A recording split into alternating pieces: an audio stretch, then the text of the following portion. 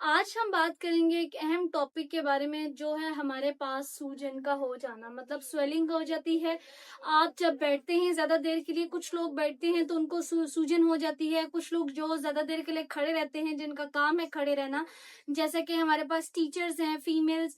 इसके अलावा मेल्स जो गार्ड की जॉब करते हैं, अब तो बहुत ज़्यादा ऐसी जॉब्स हैं जिनमें प्रोलॉन्ग स्टैंडिंग है, जिसकी वजह से वो कंप्लेन करते हैं कि उनको सूजन हो गई है। तो आज हम बात करेंगे कि ये सूजन क्या होती है, किस वजह से होती है और इसका क्या इलाज है।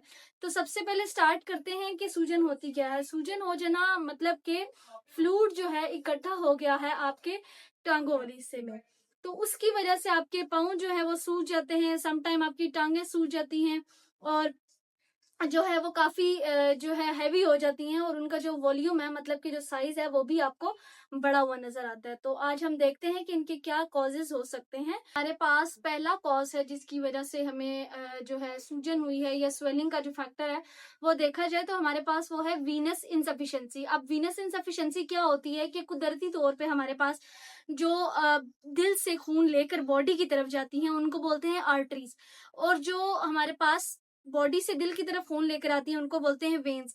अब उन वेन्स में जो पाँव वाली जो वेन्स हैं उनमें क्या होता है, फ्लूइड जो है इकट्ठा होने लग पड़ता है, जिसकी वजह से क्या होता है, सूजन हो जाती है। इर्द गिर्द के मसल में भी हमारे पास फ्लूइड इकट्ठा होने लग पड़ता है, जिसकी वजह से सूजन हो जाती है।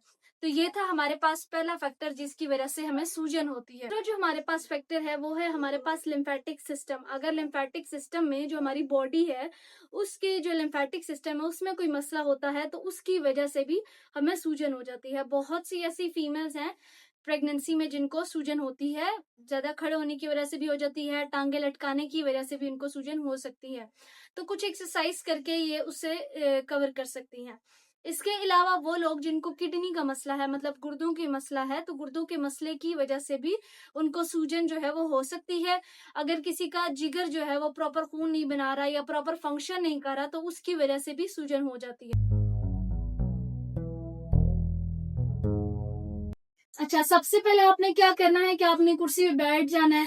अब आपके पास क्या है, जो आपका काफ मसल है, जो पिंडली है, उसको बोलते हैं सेकंड हार्ट। क्यों? क्योंकि वो आपके खून को वापस पंप करता है बॉडी में। तो आपने क्या करना है, उसको एक्टिव करना है।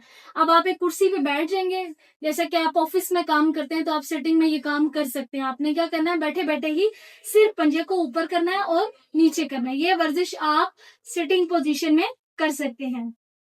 10 से 15 मरतबा आप ये पोजीशन जो है इसको मेंटेन करें, इसको रेपिटेशन में 10 से 15 मरतबा करें तो ये आपके मसल को एक्टिव कर देता है और ब्लड सर्कुलेशन को बेहतर कर देता है।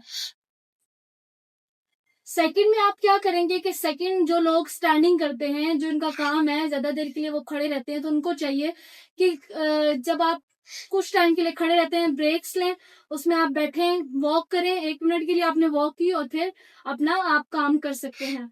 इसके अलावा आप क्या एक्सरसाइज कर सकते हैं, आपने हील को ऊपर नीचे करना, ऐसे आप मार्चिंग कर सकते हैं। ये मार्चिंग करने से आपके जितने भी आपके लेग के मसल्स हैं वो सारे के सारे एक्टिव होते हैं, ब्लड सर्कुलेशन को इम्प्रूव करते हैं और आपकी सूजन को खत्म करते हैं। इसके अलावा आप क्या कर सकते हैं कि आप अपनी एड़ी को ऊपर की तरफ उठा सकते हैं और पंजे को नीचे की तरफ। ये एक्सरसाइज उन लोगों के लिए बहुत ज्यादा मुफीद है जो शुगर के मरीज हैं। ये आपके शुगर लेवल को मेंटेन करती है और ब्लड सर्कुलेशन को इंक्रीज करती है। ये आप आराम से घर पर कर सकते हैं और इससे भी सूजन काफी हद तक जो है वो कम हो जाती है। इसके अलावा जो एक्सरसाइज है वो आप कौन सी करेंगे कि आप जैसे नमाज पढ़ने के लिए बैठते हैं, कुर्सी पर बैठ के बहुत से लोग नमाज पढ़ते हैं, या फिर वो लोग जो प्रोलॉन्ग सिटिंग में रहते हैं जिनका काम है, तो वो क्या करें कि इस तरह अपनी टांग को सीधा करें, पंजे को आगे और पीछे की तरफ करें। ये करने से उनके सारे जितने भी टांग के मसल्स हैं वो एक्टिव होते हैं और ब्लड सर्कुलेशन जो है वो इम्प्रूव होती है। तो इससे भी काफी हद तक सूजन जो है वो कम होती है। इसी तरह दूसरी टांग के भी आपने आगे और पीछे वाली मूवमेंट करनी है। ये मूवमेंट आप परफॉर्म करेंगे। आपने लेटना है और लेट कर आपने कुछ इस तरह अपनी टांगे जो है बेड के साइड पर, मतलब कि आप इस तरह टांगे ऊपर की तरफ करेंगे। इससे क्या होगा कि आपके जितने भी खून है उसका दुरानिया वापस जो है रिवर्स होगा और इससे भी काफ़ी हद तक जो है वो सूजन इम्प्रूव होती है। वो लोग जो तक नहीं इस तरह ये पोजीशन नहीं अपना सकते, वो दो तकिए भी अपनी टांगों के नीचे रखकर उनको ऊंचा कर सकते हैं। तो ये आपने करना है। इसके अलावा जो आप कर सकते हैं वो पंजों को आगे की तरफ करें दोनों को, और पंजों को पीछे की तरफ करें। आगे और पीछे वाली मूवमेंट, आगे और पीछे वाली मूवमेंट करनी है। आगे करें और पीछे की तरफ करें, फिर से आगे करें और पीछे करें। ये मूवमेंट आप करेंगे। इसके अलावा आपने क्या करना है, अल्टरनेट, एक टांग को आगे और एक पंजे को पीछे। एक पंजा आगे करें, एक पंजा पीछे करें, दूसरा रिवर्स करें, एक पंजा आगे करें, एक पंजा पीछे करें। ये पोजीशन आप अपनाएंगे। इसके अलावा तीसरा जो कर सकते हैं, पाँव को क्लॉकवाइज घुमाएं, पूरे पंजे को क्लॉकवाइज घुमाना है और फिर एंटी क्लॉकवाइज। इसी तरह आप दूसरी टांग को भी क्लॉकवाइज और एंटी क्लॉकवाइज घुमाएंगे। आप जो लास्ट एक्सरसाइज इसमें आप कर सकते हैं वो इसी पोजीशन में आप घुटने को बंद कर सकते हैं और खोल सकते हैं। मतलब आपने हील को स्लाइड करते हुए नीचे लेके जाना है और ऊपर लेकर आना है इसी पोजीशन में। ये पोजीशन भी आप 10 से 15 मरतबा बेशक कर लें, दिन में 1 मरतबा भी अगर आप ये कर लेते हैं तो इससे काफी हद तक इम्प्रूवमेंट आ जाती है। ये वर्जिशें जो आपको बताई गई हैं, ये कोशिश करें दिन में 1 से 2 मरतबा लाजमी करें। और जो वर्जिशें हैं दूसरी जिसमें टांग को उठाना है वो तकरीबन 10 मिनट के लिए लाजमी उठाएं।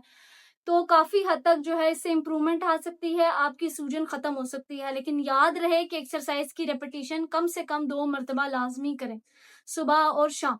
और हर वर्जिश की जो रेपिटेशन है वो आप 10 से 15 मरतबा भी कर सकते हैं। इससे काफी हद तक आपकी सूजन में इम्प्रूवमेंट आएगी। मजीद ऐसी वीडियो के लिए मेरे चैनल को सब्सक्राइब कर दें।